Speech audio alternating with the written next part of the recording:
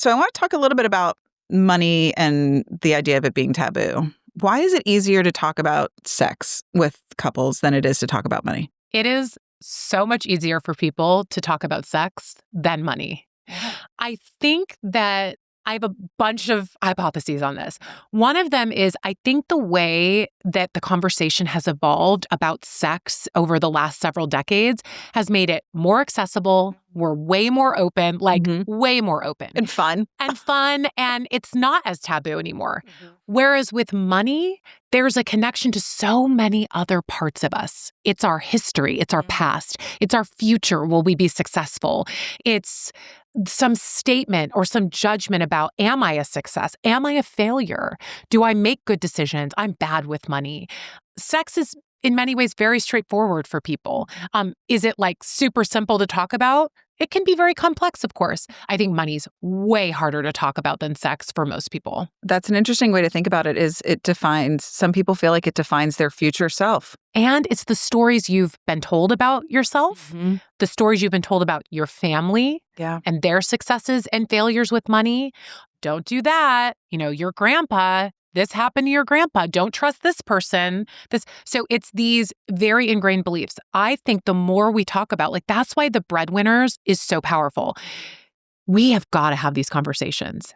They need to be out there. We need to be open with real people having these dialogues. And just like sex, I think if we can get these depictions of what does it look like to be out there hustling, starting a small business? What are all of the different ways that work can look like? Work does not look the way it looked 40 years ago. Right. Just if you think back to the most taboo things about sex, Lucille Ball, when she was pregnant, they wanted to capture her pregnancy on her show.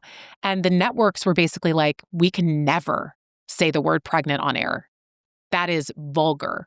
Today, we talk about we were talking about our pregnancies here, right? We're talking about how we feed our children and, normalizing all of the different ways that people and parents feed their children today. And the conversation has evolved. We've got to get that conversation about money to a new place, transparency, openness, a willingness to talk about, really kind of the meat and potatoes of it. It's exciting. And you guys are a critical piece of it. So I hope that for our kids, we talk about this being generational work. The work that I believe I'm doing here is hopefully generational, is we can normalize conversations so our children can be open and talk about all sorts of things. So things don't feel taboo. There'll always be taboo things, but there's that whole thing of, what do you want to be when you grow up? Do your kids talk about that? Is that a thing? My daughter came home from school and started saying that. She started thinking, how old is she? What am I going to be? She's 5. Okay. She's like, what am I going to be when I grow up? Or something like that. I assume she picked it up from school. Right. We were talking about, I do this and what is work? Just right? What is work? And she said, Dad's a doctor, but Mom's a boss. Yeah. And I loved it. Oh my gosh, my friends were cracking up. But it's awesome. I've never said to my daughter ever. Right. Ever.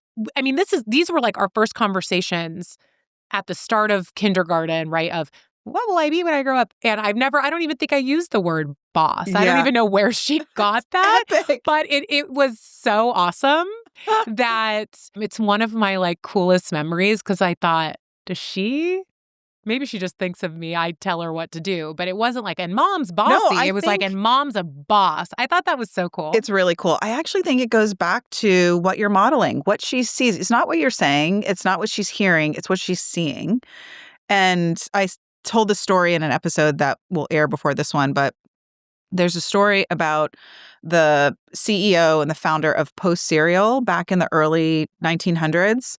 And he brought his daughter to all of the meetings. And she sat and listened to all the meetings.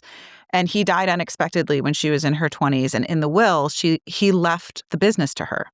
And she walked into the first board meeting at a table full of men. And they said they had a plan. And they were like, okay, sweetie, here's the plan. We're going to take over the company. And she was like, no, you're not. I'm running this company.